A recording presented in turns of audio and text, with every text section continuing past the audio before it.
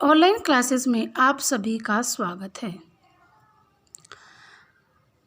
हमने सर्वनाम के बारे में पढ़ा था कि सर्वनाम के 6 भेद होते हैं। उनमें से हम 3-4 भेदों को कर चुके थे। पुरुषवाचक सर्वनाम, निश्चयवाचक सर्वनाम, अनिश्चयवाचक सर्वनाम, प्रश्नवाचक सर्वनाम। ठीक है, इनके बारे में हम पढ़ चुके थे। तो आज हम पढ़ेंगे बेटे निजवाचक सर्वनाम किसे कहते हैं और संबंध बोधक या संबंधवाचक सर्वनाम किसे कहते हैं। तो आइए देखते हैं निश्चयवाचक सर्वनाम, निजवाचक सर्वनाम। निजवाचक सर्वनाम वे सर्वनाम होते हैं जो स्वयं के लिए प्रयोग किए जाते हैं। निजवाचक सर्वनाम वे सर्वनाम शब्द जो स्वयं के लिए प्रयोग किए जाते हैं। जैसे कहें कि अपना काम स्वयं करें, ठीक है। या फिर अगर हम बात करें तो आप मेरे साथ आइए, अपने लिए यूज़ कर रही हैं, ठीक है। मैं अपना काम स्वयं कर लूँगा, ठीक है। मेरे पिताजी कल आएंगे, यानी कि वो स्वयं के लिए यूज़ कर रही हैं, ठीक है। ये हो गया हमारे पास निजवाचक सर्वनाम। अब अगला सर्वनाम आता है हमारे पास संबंधवाचक सर्वनाम।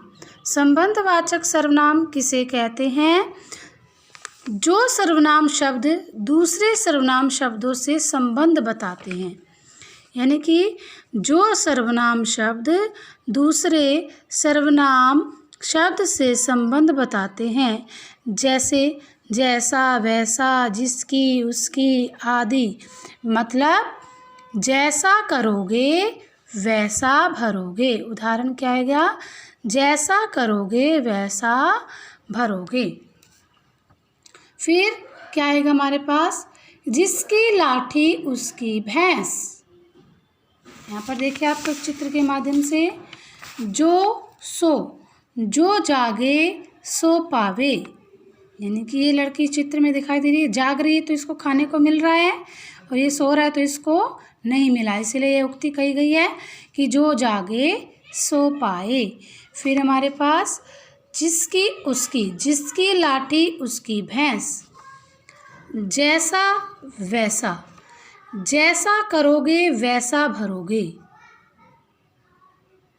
ठीक है। ज्यों ही त्यों ही, ज्यों ही गाड़ी आई त्यों ही मैं स्टेशन पहुंचा, यानी कि इनके साथ एक कंपैरेटिव होता है, एक इनका संबंध होता है। जैसे काल करे सो आज कर, ठीक है ना। जो सो, तो इसमें क्या है? इसमें तो जो सो का नहीं बना, एक पंक्ति बन गई। इसमें पेयर बनते हैं, संबंध बताते हैं, इसीलिए हमें उसको कहते हैं संबंधवाचक सर्वनाम। यानी कि जो सर्वनाम शब्द दूसरे सर्वनाम शब्द से संबंध बताते हैं। जैसा वैसा भी तो है, ये दोनों ही क्या है हमारे पास? सर्वनाम शब्द हैं। जैसे जिसकी उसकी, जिसकी उसकी भी क्या है? सर्वनाम शब्द है। तो इसके साथ इसका संबंध बताया कि जिसकी लाठी है, भैंस किसकी है? उसी की है। तो इन दोनों के बीच में हमारे पास क्या बताया गया? उन्होंने इन दोनों के बीच में संबंध बताया है। तो इतना क्लियर हुआ।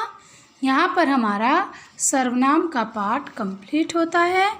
तो स्टूडेंट्स, आपको सबसे पहले क्या करना है कि मैं कुछ वाक्य आपको बता रही हूँ, वो आपको अपने नोटबुक में लिखने और छांटना है कि सर्वनाम शब्द कौन से हैं। तो फर्स्ट वाक्य देखिए, फर्स्ट वाक्य यहाँ पर आते हैं। मैं भी आपको देखकर बताती हूँ कि उसमें से आपको सर बताना है मुझे कि सर्वनाम शब्द कौन से हैं। मैं खाना खाता हूँ, बताना है इसमें कि सर्वनाम शब्द कौन सा है इसके अंदर, इस वाक्य के अंदर। फिर लिखना है देखो माँ यहाँ कुछ पड़ा है, कोई दरवाज़ा खटखटा रहा है। ये सभी आपको बताने के उदाहरण के तौर पर देखना कि क्या आपने, अगर आपको नहीं आता है स्टूडेंट्स, या जो आपको गृह कार्य हम होमवर्क में आपको दे रहे हैं, व्हाट्सएप पर उपलब्ध करा रहे हैं, वो आप सभी स्टूडेंट्स यूट्यूब टुडे एमडीएन एजुकेशन के नाम से हमारे यूट्यूब पर ऐप है, उसके अंदर आप लोग ये देख सकते हैं। यहाँ से आपको आपका गृह कार्य करने में सहायता मिलेगी। Thank you. Have a nice day.